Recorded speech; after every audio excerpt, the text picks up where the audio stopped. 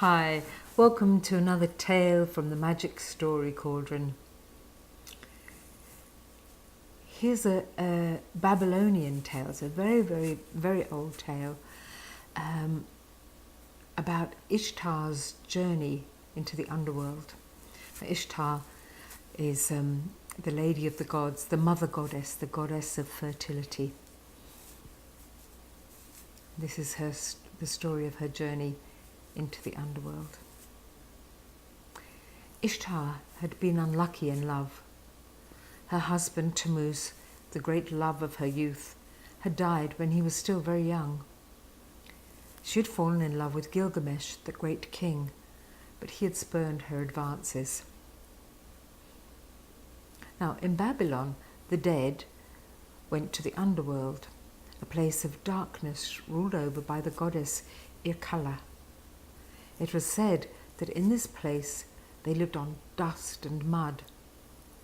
After being rejected by Gilgamesh, Ishtar became depressed and decided she would descend into the underworld to be with Tammuz. So, dressed in her finest garments, brilliant jewelry and her high crown, Ishtar entered the cave that leads into the underworld. Irkalla's realm was surrounded by 7 walls, each with its own gate that had to be passed to get to the dark place where the dead resided. When she got to the first gate, Ishtar called out to the watchman, "Yo, watchman, please open this gate. Let me enter." The watchman's face peered at her from over the gate. He didn't say anything, but he didn't open the gate either. So she called out again, "Watchman, if you don't open this gate for me, I will force it open. I will break it down, and I will set free all the dead that reside in this dreadful dark place. I will set them free from their gloom and the rule of your merciless mistress, and take them to the land of the living. The dead will be so plentiful on earth that they will take over from the living." Nedu, as the watchman was called, looked at this fine lady, her crowned head held high in her splendid attire, and said, "Please, lady, do not break down the gate. I will go and take your message to the lady Irkalla. Please wait till I get back." When Irkalla heard that Ishtar demanded to be admitted to her realm, she was terribly angry.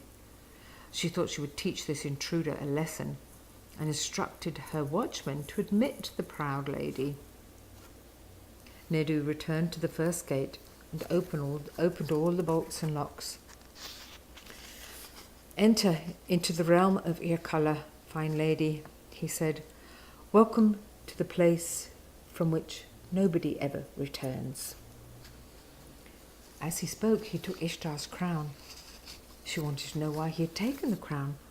"Oh, lady," he said, "if you wish to enter, you must submit to the law of Lady Irkalla." She bent her head and went through the first gate. Ishtar walked the short distance to the second gate. The watchman opened all the bolts and locks and said, "Enter into the realm of Irkalla, fine lady. Welcome to the place from where nobody ever returns." As he spoke, he took the 8-pointed star which hung around her neck. She wanted to know why he had taken her jewel. "Oh, lady," he said, "this is the law of Lady Irkalla." She bent her head, her radiance gone, and went through the second gate. Ishtar walked the short distance to the third gate. The watchman opened all the bolts and locks and said, "Enter into the realm of Irkalla, fine lady. Welcome to the place from where nobody ever returns." As he spoke, he took the gold and bejeweled bracelets from her wrists. She wanted to know why he had taken her bracelets. "Oh, lady," he said, "this is the law of Lady Irkalla." She bent her head, her radiance gone, and without her magnificent gold ornaments, and she went through the third gate. Ishtar walked the short distance to the fourth gate. The The watchman opened all the bolts and locks and said, "Enter into the realm of Irkala, fine lady. Welcome to the place from where nobody ever returns." As he spoke, he took the shoes off her feet. She wanted to know why he had taken off her shoes. "Oh, lady," he said, "this is the law of Lady Irkala." She bent her head, her radiance gone, without her magnificent gold ornaments, and barefooted she went through the fourth gate. She walked the short distance to the fifth gate. The watchman opened all the bolts and locks and said, "Enter into the realm of Irkala, fine lady. Welcome to the place from where nobody ever returns." As he spoke, he took the splendid veil that covered her face. She wanted to know why he had taken her veil. "Oh, lady," he said, "this is the law of the Lady Irkala." She bent her head, her radiance gone, and without her magnificent gold ornaments, barefaced and barefooted, she went through the fifth gate. Now Ishtar walked the short distance to the sixth gate. The watchman opened all the bolts and locks and said, "Enter into the realm of Irkala, fine lady. Welcome to the place from where nobody ever returns." As he spoke, he took her magnificent outer robe. She wanted to know why he had taken her outer robe. "Oh, lady," he said, "this is the law of Lady Irkala."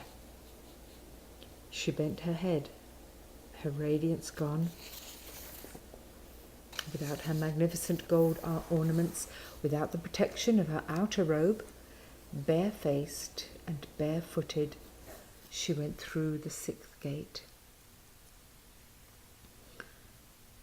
She walked the short distance to the seventh gate. The watchman opened all the bolts and locks and said, "Enter into the realm of Irkala, fine lady. Welcome to the place from where nobody ever returns." As he spoke, he took her dress. She wanted to know why he had taken her dress, leaving her quite naked. "Oh, lady," he said, "this is the law of Lady Irkala." And naked now, she bent her head, her radiance gone, without her fine gold ornaments, without the protection of her outer robe, barefaced and barefooted, she went through the seventh gate, where she found Irkala. Irkala, the queen of the underworld, had the head of a lioness, the body of a woman. In her arms she carried her pet, a deadly serpent. She summoned Belisari, the lady of the desert who was her scribe, and who came carrying the clay tablets on which all of Irkala's decrees would be written down. Behind these two, the dead gathered. There was no light in their eyes. They were dressed not in cloth, but feathers. And instead of arms and hands, they had the wings of birds. They lived in darkness. Ishtar became anxious seeing them, and she wished she had never ventured into this dark place. She had expected to find Tammuz here, but now she realized that this was a hopeless quest. Desperate, she begged Irkala to allow her to return to the land of the living. Irkala turned a cold and contemptuous laugh, and when she spoke, it was as if an icy wind blew against Ishtar's naked body. Irkala said, "Ishtar, you may be the lady of the gods, but you are in my realm now, and nobody returns from this place of darkness. This is called the House of Darkness, for good reason, and whoever enters here, magistrate or warrior, king or shepherd, milkmaid or goddess, can never return. Whoever enters this house has no more need of light. Dust will be your bread and mud will be your meat. Your dress will be a cloak of feathers.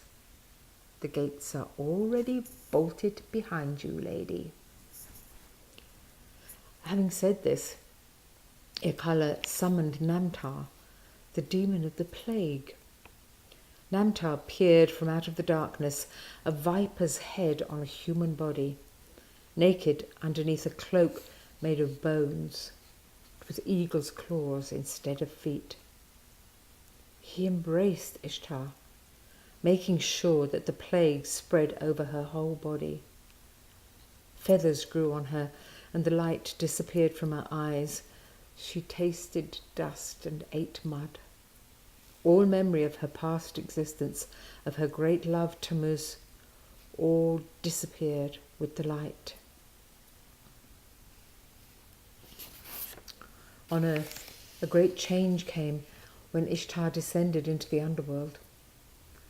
Love and desire became strangers to man and animal alike.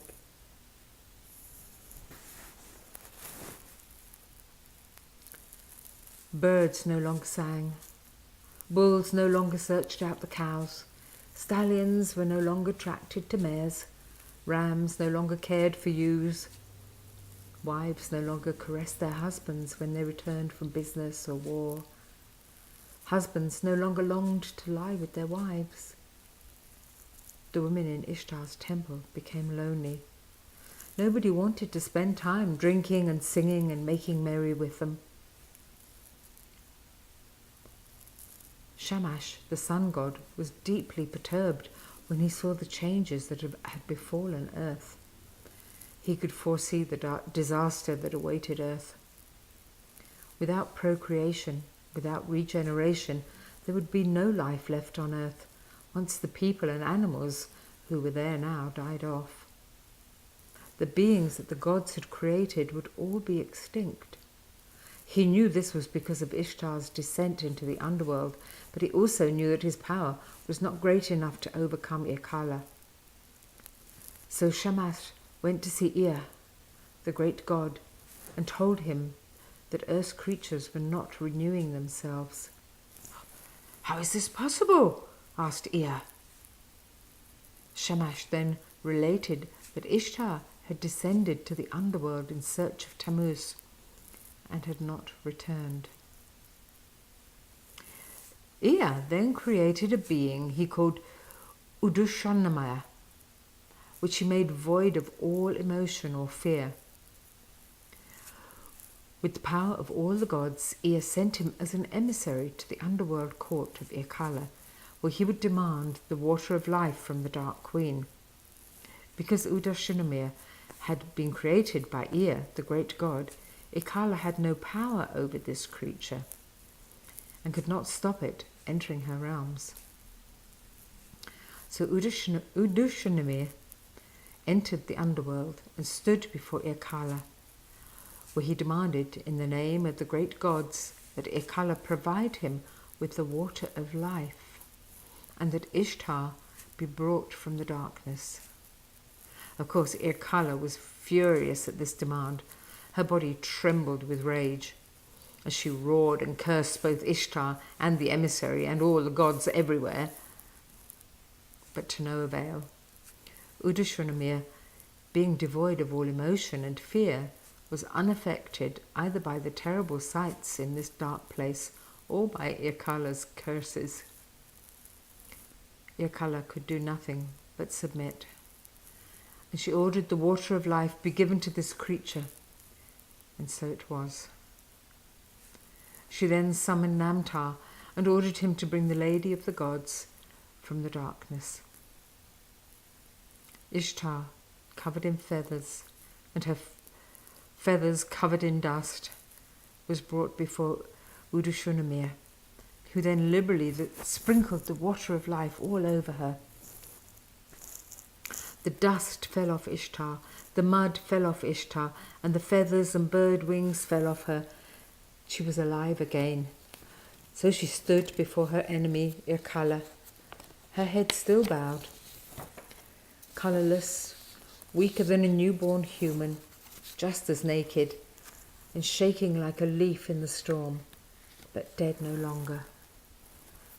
Udashunamir guided her through the darkness to the 7th gate, where Nadu the watchman handed her the dress he had taken from her earlier. She covered her nakedness with it. She passed through the 7th gate, and Udashunamir guided her to the 6th gate. The watchman opened it, gave her back her outer garment, which she put on over her dress. The watchman opened the 5th gate, and he handed her back her splendid veil. She took the veil, covered her bare face, and passed through. Udashunamir guided her to the 4th gate. The watchman handed her back her shoes. She put them on her bare feet and proceeded through the 4th gate. Udashunamir guided her to the 3rd gate. The watchman opened it, handed her back her bejewelled bracelets. She took the bracelets, put them on her bare wrists. Udashunamir guided her to the 2nd gate. The watchman opened it and gave her back the magnificent 8-pointed star. Ishtar accepted the jewel, put it back on her neck. She walked through the 2nd gate, and Udashunamir guided her to the 1st gate. The watchman opened it and gave her back her high crown. She took it in her hands and put it back on her head. Now Ishtar, her garments and ornaments reinstated, could leave the realm of Irkala. When she emerged from the cave, the earth was silent. There was no bird song. No sounds came from the herds of cows and goats. No sailors' songs came from the harbour. No music came from her temple. But as she walked from the cave, her power returned, her neck straightened, and her head bowed no longer. Her splendour shone brilliantly, and she walked as a goddess once more, a smile on her face. The stallion bayed, and the bull bellowed, the rams reared high. Soldiers and merchants alike made excuses to rush home to their wives' fond embraces. The women in Ishtar's temple picked up their instruments and sang beguiling words to the men passing by below. All of creation rejoiced in the return of Ishtar, and all the gods rejoiced too, knowing that their creations would renew themselves and would survive to honour and serve them.